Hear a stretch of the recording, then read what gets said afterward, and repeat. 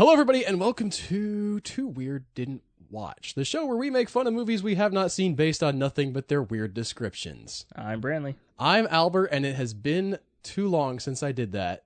Both A, because we have not released an episode, and B, because I almost could not remember what I said at the beginning of the episode. Really? Because I do some other podcasts, Brantley, and That's fair. got mixed up in my head with Bad Ideas and Human Echoes and stuff, so... Fair enough. I haven't done Human Echoes in like a year, but it still was You trapped did it up for in like, there. what, 5, 6? 250 episodes. So, yeah. About that, yeah. Anyway, this is not that. This is this. This is the show where we watch movies we don't watch. Apparently do the thing. Our first movie is Nightlife of the Gods from 1935. Oh, man.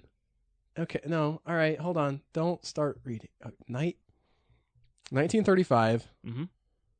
Nightlife of the Gods. Of the Gods. I don't...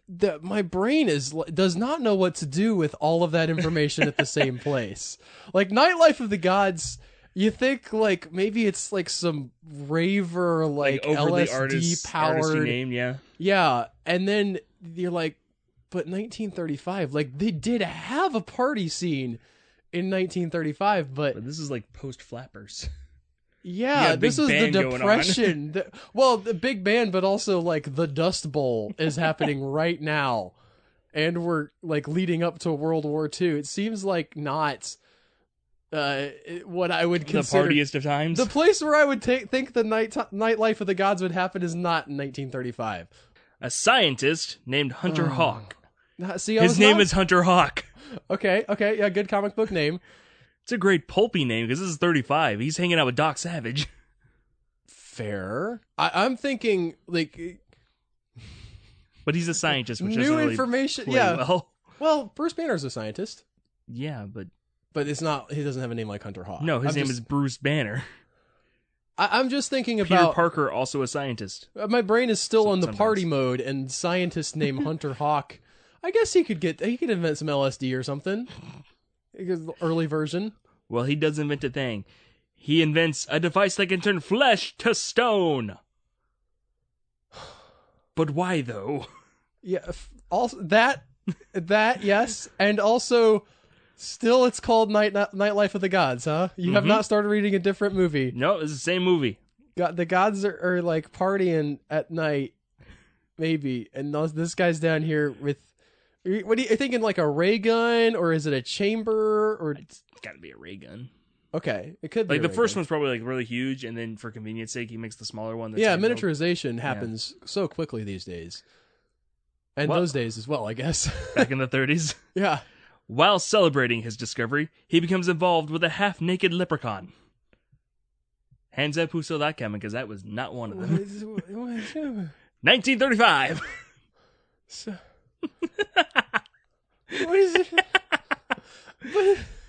What? You don't know what to do with that, do you? I didn't know what to do with any of this at all. Like the whole time. So we do know where. Okay, so the nightlife has come in at least. Yeah, the party. Right, he's having his party. He's celebrating the invention of a device that can turn flesh into stone. Yeah, like there's no way this is not going to be a supervillain. We don't need this right now. We're in the Depression. When would you need this? I don't know, but like really super not right now. Maybe here's when you need it. You need it when you have like a whole bunch of real bad people and a real bad glut of human statues. Well, we had the Nazis at this time. Okay, so we have half that scenario. And then I guess we could like stack them and build buildings out of Nazis. I'm liking this direction that you're going, where the Nazi era, like alternate stopped by timeline turning them into stone. Stopped, used and as building also we materials. have a great industrial boom because we had all these extra stone people that were easily stackable on top of each other. I mean, you can smash them and just turn them into mortar. I like the idea of them just like full stack, like Han Solo and Carbonite, every single one of them on the outside of all the buildings in Germany. Okay, and no, but we're not. So that's the nightlife. Mm-hmm. Stone turning into people, and then people turn into stone. Yeah. Is the leprechaun a god? Leprechauns aren't gods; they're just magical fairy things. I mean, that are could really be, into gold. Like, Zeus is a magical person. Like, he's not completely invincible. He's just got powers, right? So it just depends on what level of God you're talking about. Yeah. Because, like, Hermes can do a lot, but Zeus can do a whole lot. Yeah. And then, like, Hercules is just punching dudes. Hermes is just like the Flash, right? He's just fast. He's not even that fast. He's just fast for, like, ancient Greek standards. I mean, he was god of messengers, being fast, thieves and travelers. Yeah, but all those are where, like, you do want to be going fast. Like, you're a thief, you're like, I gotta get away. Yeah. Messengers are like, gotta get this message there. Travelers are like, can we please? You know, we're not there yet. It's still like 500 BC. Well, we won't be there for another 600 You see that mountain? years. They're on the other side, and we're not at the mountain yet. Shut up! Throws his sandal at him. All right, continue.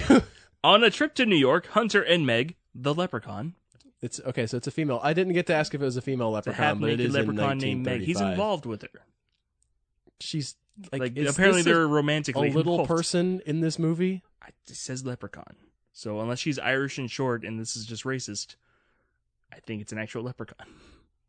Leprechauns are small, right? Like, they're not like in the Leprechaun movie. It's played by Warwick Davis.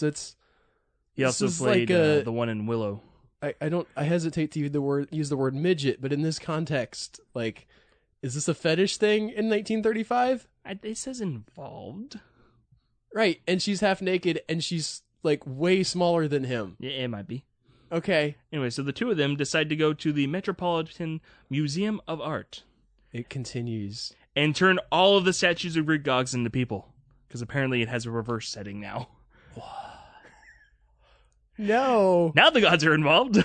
And you went with the right pantheon. Good for you. Well, yeah. What follows... No. No, you don't get to read the next sentence yet, because that doesn't... All right, we're going to just skate past the scientific possibility of... I mean, like, maybe she supercharged it with magic? If she's an actual leprechaun? It does... well, this is more useful, at least, right? If you can turn statues into things... Yeah, no. Like, that I understand as a helpful thing, but to go It's like the Indian in the cupboard, only even more terrifying. Also, this is like... But we're really with less questions. This is the best art heist I've ever heard of. Scared to walk out. You're like, you turn the Mona Lisa into a real person, and she's like, excuse me, you may unhand me, gentlemen. And they're like, how do we... What? And then she just leaves, and they turn it back into the Mona Lisa as a painting. Yeah. And then it raises all kinds of questions about consciousness and, like, where did that come from? Okay. What follows is a drunken romp around New York with Medusa's severed head still in Perseus's hand. So he's turning other people to stone, but luckily we know that that the machine can turn people back. So he's like going around and turning people to stone, and the guy's like falling around like, Perseus, knock it off. This is the sentence that makes the most sense. Like, if I had about a week to think about this, I actually could have seen this one coming. Yeah. The fact that we do have a god that turns people to stone, and this guy has technology that turns people to stone and turns them back. So it's like symmetry. That actually kind of makes sense. It's like science versus magic. It rhymes. That dichotomy. Like Star Wars. Only, good. Really, you like some of the Star Wars movies. I do. You don't like the ones that some of the other people like. I don't like the ones that people think are perfect masterpieces. Okay. Like the first one. Yeah. And I don't mean episode 1. I mean episode 4, the first. I know which. Yes. I know, but the people who are listening may not. I think they've heard your opinion before. They need to hear it. They've heard it again. They think it's fantastic. Moving on.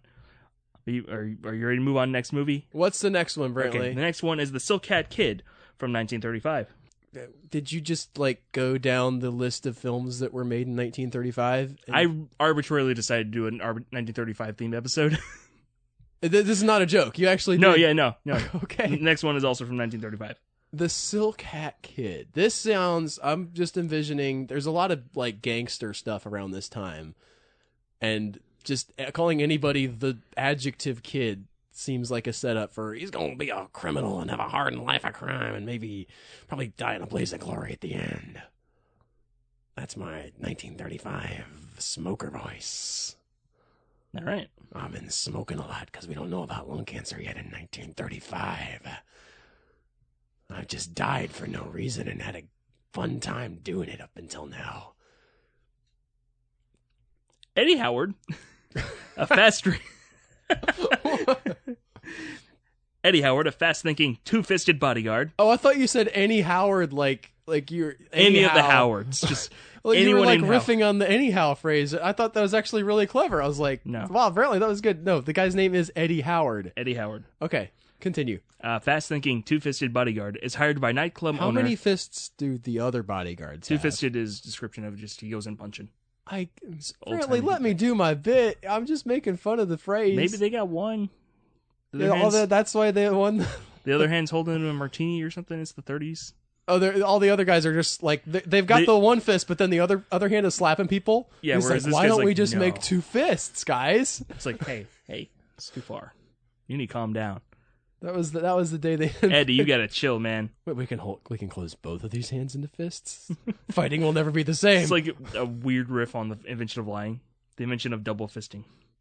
Okay, just keep reading now. Don't. Yeah, no, we're gonna let that stand. So let's sit there. I'm not objecting. I just don't. Anyways, he's hired by nightclub owner Tim Martin to protect him from chiseling gangsters operating an extortion racket. He's like, listen, you use both fists. I need you. These guys just have a chisel.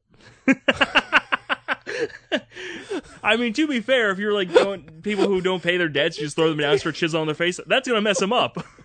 It's like a Batman villain. I'm the chiseler, see? Mm-hmm.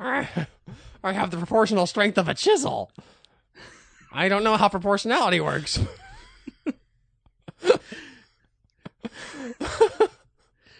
All right. But Eddie meets and falls in love with Laura Grant, Tim's sweetheart, and complications quickly arise.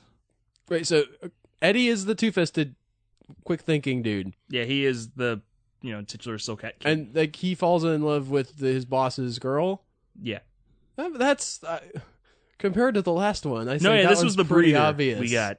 This reminds me of, I never watched the movie, but there is a Zac Efron DJ movie called We Are Your Friends, where this exact plot happens, where he wants to be a DJ, and the guy who hires him has a hot girlfriend or whatever, and Zach's like, yeah, I have two really crazy 35 movies, and so I put a little one that just sounds like kind of fun in the middle. Like, this sounds legitimately enjoyable. You can make a good movie out of this. You can also make a bad movie out of this, but it's not like a crazy premise. No, that's what I'm saying. Yeah. All right, so we're ready to go for the next one? So that's all with these guys? Nope, yeah, Soulcat Kid is just like this, good to go. I do want to kind of wonder... He punches people, he likes his boss's girl. Like, the boss does have the sort of people who are after him. Also, the chiseling mob is after him. Yeah, and we kind of, the description didn't stick with that. They, decided to just really set things up for us, which is admittedly what a good 2 or 3 sentence description is going to do. But I kind of wonder if that's going to come back in, if his boss decides he doesn't like Eddie, but maybe he needs him not to get killed. And he knows he can't take him in a fight, right? That's the whole reason of hiring the buddy. I mean, ignoring our joke where everybody else in this world just uses the one fist. He literally hired this guy to win fights for him and to defend him from the mob. He's not going to try to take this guy in a fight. Yeah. Otherwise, he's the guy that has the money, not the guy that has the fighting power. Yep. Okay. All right. Up next, we have She from 1935, as previously established. She. S-H-E. Just the one E. Yeah. She. So it's is this like a prequel to Them? It's the Queen. I'm trying to think. There's them. There's she. There's not a dude version of this. There's not a him. Well, in the Powerpuff Girls, there is a villain called Him. Yeah, and he is a very effeminate looking. He looks like the devil. Okay, except he has robot lobster claws for hands. All right. He wears stiletto heels and a feathered dress, and he has a big goatee. And his voice cycles from very effeminate to the devil in the middle of a sentence.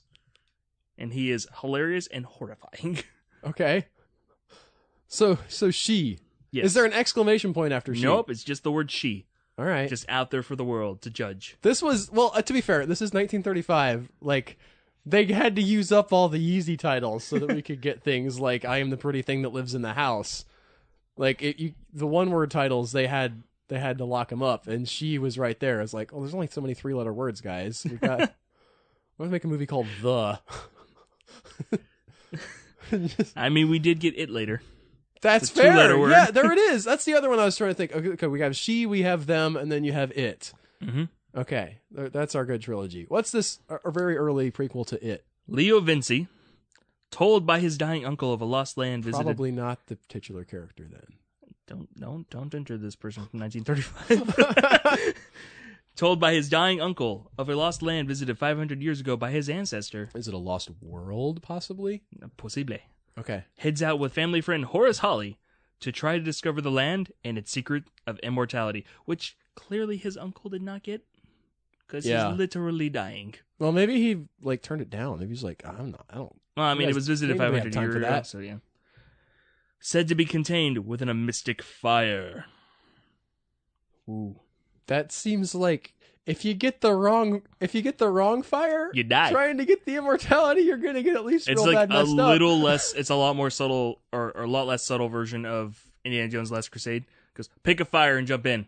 I ain't got all a day. I mean, I do because I'm immortal. I figured it out, but you jump in. Well, that you're getting warmer. Oh wait, is it literal or am I giving you a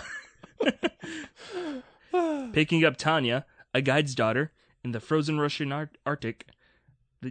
I could see why the fire is the legend of the immortality. It's like, actually, just keep. We said it would keep you from dying. We didn't mean forever. We didn't say jump in. What is wrong with you people? So yeah, they find her in the Russian Arctic, and they stumble upon Kor, K-O-R, revealed to be a hidden civilization ruled over by an immortal queen called She. Presumably, she forgot her name. Dude, I guess they speak English here. I'm wondering, or maybe they don't. Maybe it's just a weird coincidence. The sort of so in the Bible, Yahweh, the God of the Bible, calls himself I am several times. Mm-hmm. He's just it's a weird, in English it sounds kind of odd. Maybe it sounds weird in Hebrew as well. I don't know, but it's just sort of a statement of just the raw essence of being I'm just it. This is just existence itself is what I am. And maybe it's another language, but in her it's I'm just femininity personified. Fair enough. I'm getting lofty with this one. That's not very funny, I admit, but it's great. Anyways, so she believes Vinci is her long lost lover, John Vinci, Leo's ancestor. Okay, so it's 500 years of separation, but yeah. Well, yeah, I can see that. Presumably, though. I don't. She's immortal. Are her other people not immortal? Did she give him the immortal fire and he just kind of left? And that's how the uncle knows. He just kind of drops in every 100 years on the family. By the way, immortality, totally real. See you another 100 years. I mean, I forget things that happened 2 years ago. Maybe she's just kind of got... Forgot what he looks like. A vague recollection of this guy. And she remembers his name. Right. And this guy who kind of reminds her just straight up says the name. I mean, she remembers him, obviously, because she was in love with him. But even so, it's been a long time. Yeah. So I could see this confusion happening. Mm-hmm. And maybe... I wonder if you're that old, does your brain just keep all that information, or do you eventually just start that's forgetting brought stuff? Up with Me from Doctor Who, Lady Me. I don't know that one. Where is that one of the new seasons? It's from Capaldi's second to last season. I may have seen that one then and just sort of. It's the little Viking girl that he makes immortal. Oh right, yeah. And she mentions that her brain cannot remember that far back, so she has this massive library full of journals. And at one point, Clara's like, "Oh, we know each other." He goes, "I know. I read my journal." She's like, "What?"